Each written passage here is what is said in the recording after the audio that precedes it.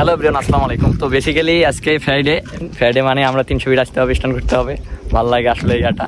তো আজকে স্টান করতে প্রথম হ্যান্ডেল ক্রাইস মারছি। হ্যান্ডেল ক্রাইস মারার পরেই চুনা খাইছি। চুনা বলতে বড় বড় চুনা খাইছি একটা। বাইক ক্রাশ করছি, ক্রাশ করার পরে এই হলো আমার বাইকের অবস্থা। এই তো চুনা মানে একদম ব্যাড লাক, একদম গোড়া থেকে ভেঙে গেছে। আর এই পাদানিটা এটা থাকে, এরকম পাদানি, এই পাদানি থাকে। পরে এটা বাবার ভেঙে যায় দেখে আমি পরে এটা মডিফাই করে এটা লাগাইছি।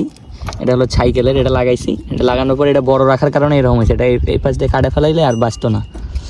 তো এই বাম্পার ভেঙে গেছে, পাদানি একদম গোড়া থেকে এটা ছুটে গেছে একদম। এইখানে ছুটে গেছে, এই নিচে ছুটে গেছে। তো ব্যাপার না, ইনশাল্লাহ কোনো ব্যাপার না। ইনশাল্লাহ নেক্সট শুক্রবার থেকে